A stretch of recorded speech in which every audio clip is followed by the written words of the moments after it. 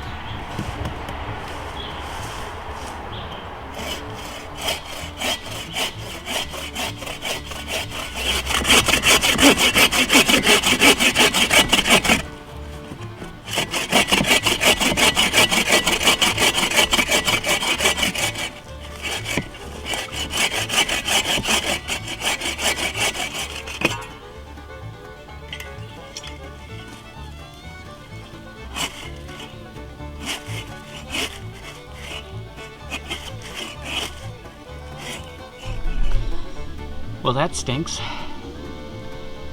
Spent the time to cut through a log and you just find out it's hollow.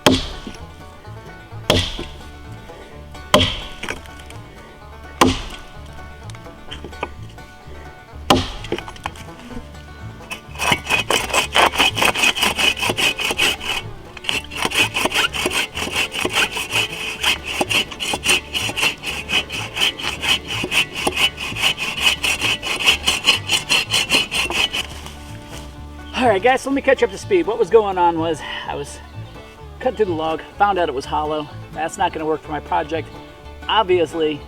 So I figured I would work my way up the log to find out where I still had a core at. And as I was cutting through, this is a great saw, but like anything with this design, eventually it's going to bottom out and you're not going to be able to cut anymore. So I had to take the axe, cut through, make some room for the saw, cut through.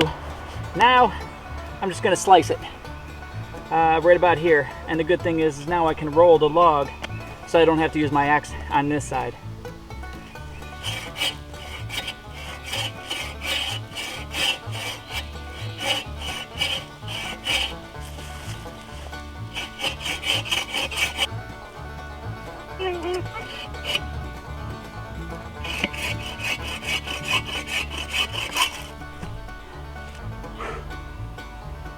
You know, I've said this in a lot of my other videos, but since I've gotten out here and trying to set up my camp, and I'm doing it all with hand tools,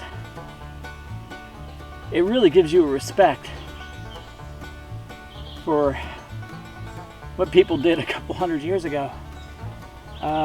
It takes a lot more time, but you get a lot more appreciation. You get a lot more thoughtfulness put into it. Quickness isn't always the best way to doing it. I got my round. Let's go make a little end table out of this bad boy.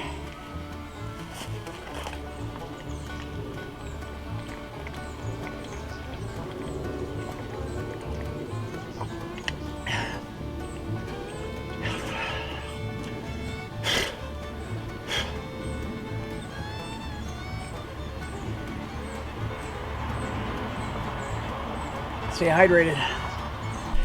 I'm getting ready to drill some holes.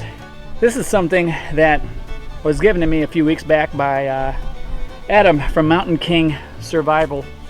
If you have a chance, go check out his Facebook group. He also has a YouTube page. But what he does is he takes the bit and brace off of an old bit and brace, gives it new life by putting it onto a pipe like this, and basically makes it an adjustable scotch-eyed auger.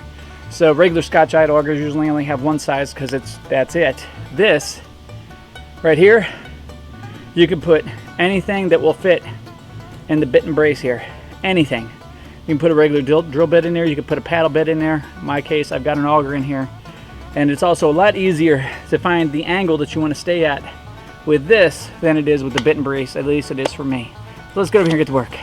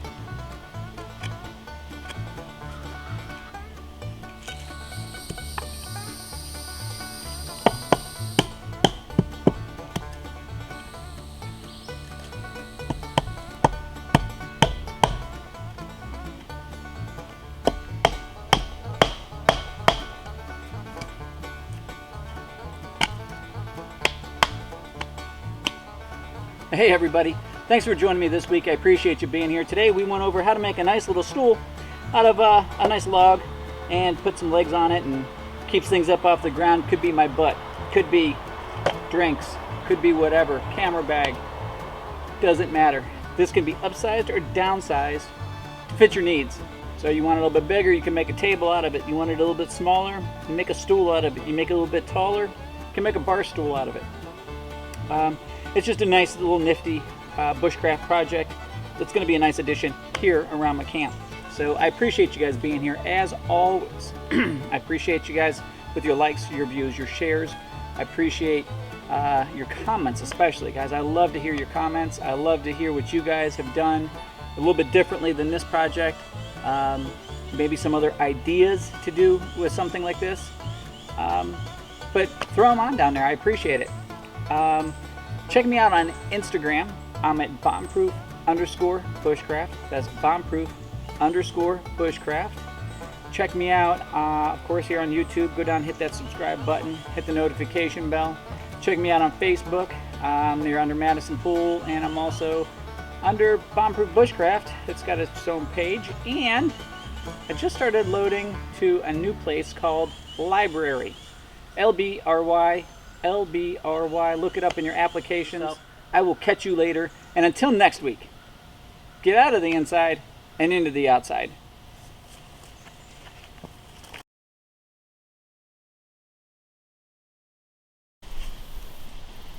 Hello, and thank you for joining us again at the Ministry of Silly Walks. Today we're going to take an in-depth look at the Bushcraft waltz, known all throughout the eastern woodlands as a way to peruse the woods in all of its glory and beauty without having spider webs jammed in your face or stepping upon snakes. I'll turn things over to our Bushcraft correspondent in the eastern woodlands, Madison Pool, to go through an in-depth tutorial on how to do the Bushcraft waltz. So first, to do the Bushcraft walk, you need a stick. A knife can work, machete, whatever the case may be. Sometimes I use my Boreal 21. So this is your web breaking device. And then you kind of got to do this. You got to swipe like this, right? And then you got to lift your foot up, and then you got to make sure you're not stepping on a snake.